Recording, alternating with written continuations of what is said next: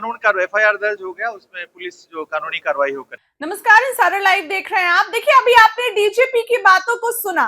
कानूनी कार्रवाई पुलिस करेगी, एफआईआर हुआ है, ये बातें कही है डीजीपी ने। अब देखिए, आपको पता हो तो तेजस्वी के खास और सिवान के विधायक रघुनाथपुर से ओसामा साहेब पर एफआईआर हुआ है। सिवान में एक मामूली सड़क विवाद ने बड़ा सियासी रूप ले लिया। रघुनाथपुर से आरजेडी विधायक ओसामा साहेब पर हत्या की साजिश रचने का आरोप लगा है। इस मामले में एक नहीं, दो नहीं, बल्कि 3 अलग अलग एफआईआर दर्ज की गई है, जिसमें चंदन सिंह, ऑटो चालक और पुलिस सभी पक्ष शामिल हैं। पुलिस के बयान को आपने सुना कि डीजीपी ने क्या कुछ कहा। यह मामला तुल पकड़ लिया है।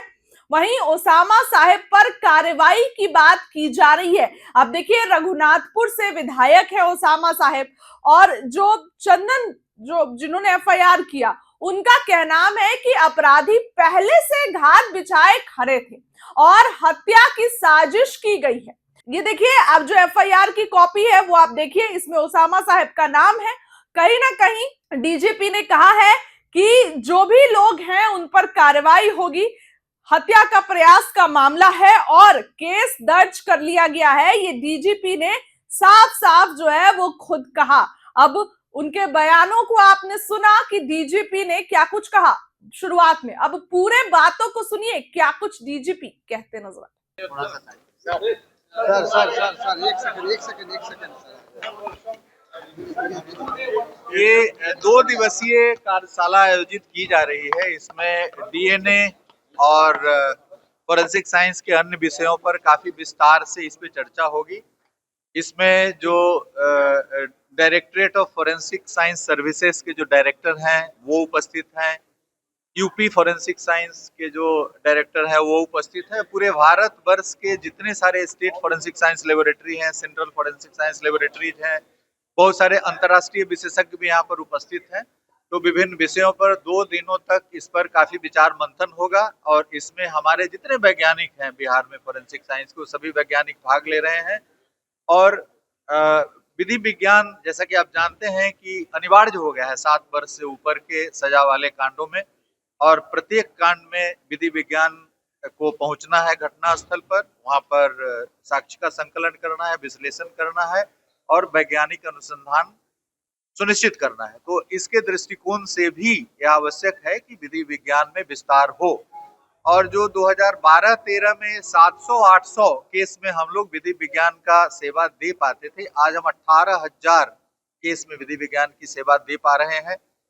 और हमारे एक लैब कार्यरत थे 2013 में सिर्फ पटना में। आज के डेट में हमारे 4 लैब कार्यरत हैं, पटना के अलावा मुजफ्फरपुर, भागलपुर और राजगीर में, और 9 लैब और उसके बिल्डिंग बन गया है। वैज्ञानिकों की नियुक्ति, 102 वैज्ञानिकों की नियुक्ति अभी पिछले महीने ही हुई है। उपकरण खरीदी जा रही है। तो आने वाले 1 वर्ष में हमारे 13 फोरेंसिक साइंस लेबोरेटरी कार्यरत हो जाएंगे रीजनल लेवल पे और पटना मिला करके।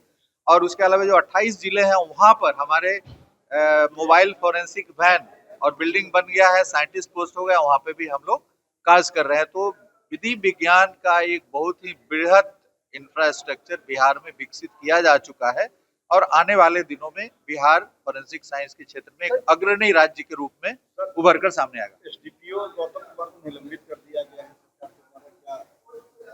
आप सभी जानते हैं कि उनपे भ्रष्टाचार से संबंधित आर्थिक अपराध इकाई द्वारा कार्रवाई की गई है और कांड दर्ज किया गया है। उनके निलंबन के लिए सरकार को उसी दिन लिखा गया था। उनका निलंबन की अधिसूचना सरकार के स्तर से निर्गत की जाएगी। मोतिहारी शराब कांड में जो पूरे जो शराब के खेप थे वो जब्त कर लिए गए हैं, सभी की गिरफ्तारी हो गई है।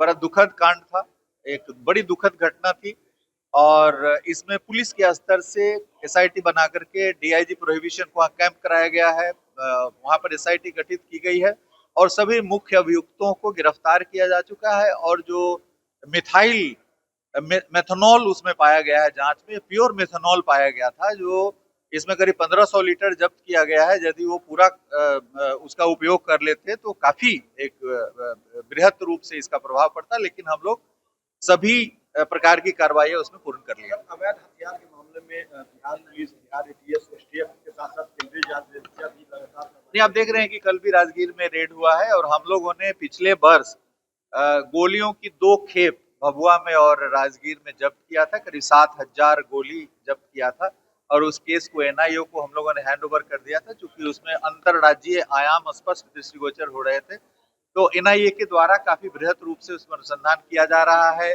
चंडीगढ़, पंजाब, हरियाणा वगैरह कई राज्यों में रेड किया गया है, बिहार में भी रेड किया गया है और उसमें काफी उसका प्रभाव पड़ा है। गोलियों की सप्लाई को हम लोग चोक करने की कोशिश कर रहे हैं, जिस पर हम लोग काफी सफल हुए हैं। एकदम अंतर है। जो कालड़ा ब्रदर्स हैं वो पंजाब से पकड़े गए हैं और भी इसमें अंतर्राज्यीय आयाम है, जिसको एनआईए स्पष्ट रूप से अनुसंधान कर रही है। सिवान में शहाबुद्दीन के बेटे उसामा पर केस दर्ज हुआ है, हत्या के प्रयास का मामला दर्ज हुआ है। तो उसमें कानून का एफआईआर दर्ज हो गया, उसमें पुलिस जो कानूनी कार्रवाई हो करेगी। Thank you.